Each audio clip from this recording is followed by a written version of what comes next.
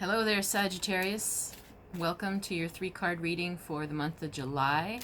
We're in the sign of Cancer. Cancer and Sag sort of goes, not good, not bad, just sort of grind. They just have very different kind of interests. We are in the summer, so of course, Sag, you might feel like you love summer because you love the heat and you love to be free and out in the breeze and you can get active again and all those things that Sag likes, but Cancer is very focused on emotions and having big deep talks, and you might not be so up for that all the time, but you might. Depends on your chart, right? So we have this big retrograde period that I mentioned last month, and if you didn't hear it last month, you might want to pop back over to your Sagittarius reading for June.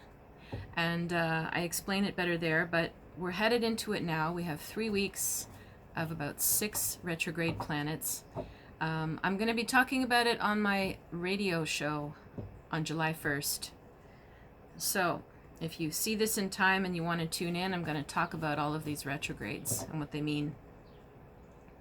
So we're going to first, of course, burn the sage, and then we're going to do your cards and see what's coming up.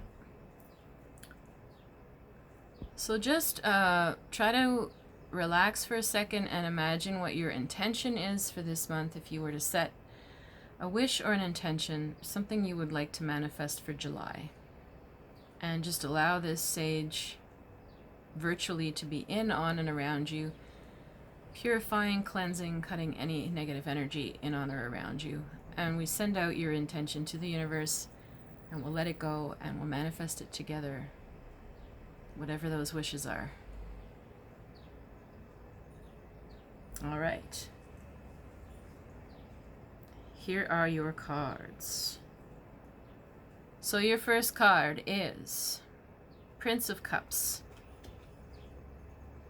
Second card is the Princess of Wands. And your third card is the Emperor. Huh. Well, this has a very family kind of feeling to it. So it could be family, or it could be just the dynamics of a group you're in, or it could be like a boss-employee dynamic, but there is definitely a patriarch around. There's a boss, or a dad, or a grandpa, or someone acting like, an authority. Now, this person feels like they have money and they've got stability. Maybe they hold the purse strings on you or on something you want to do. This particular emperor, if you look at him, looks pretty severe sometimes. He can be a bit controlling, but he's also extremely efficient at what he's doing. So it's a mixed bag. The thing is that where there's a bit of frustration is you get these two. Now, this could be you or people you know, but the Princess of Wands here is like a fiery, spontaneous, just doing it on the fly kind of person, winging it, taking risks, speaking her mouth when she wants to, not thinking about consequences, just jumping in, diving in. And then you've got this guy, the Prince of Cups, who is just staring down at his cup that has this big snake in it, and he's not steering his chariot very well, and he's kicking up waves behind him because he's so terrified of change.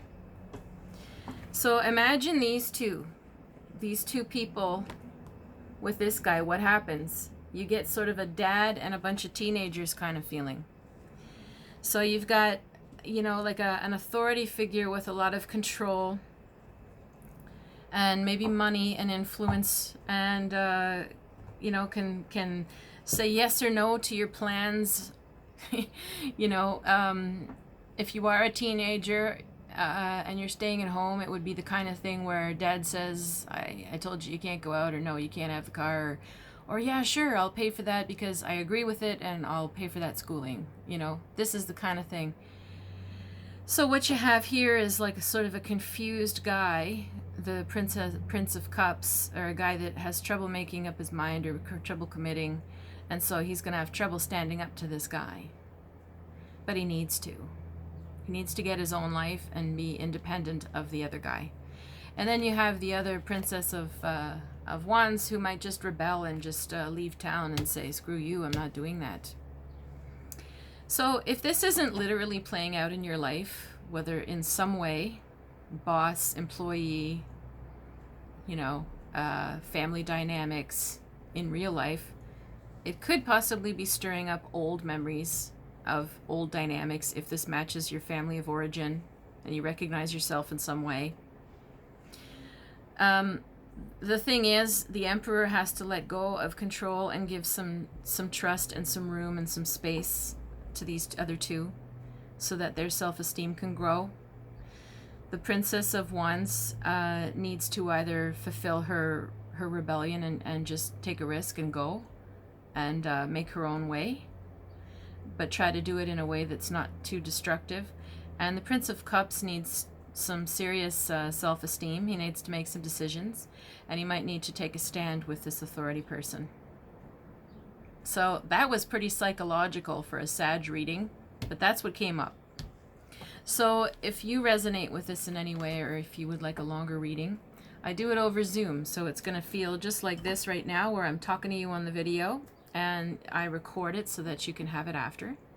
And you can reach me at river-rain.com or Clairvoyant Medium Catherine Allen on Facebook. So I wish you a wonderful month.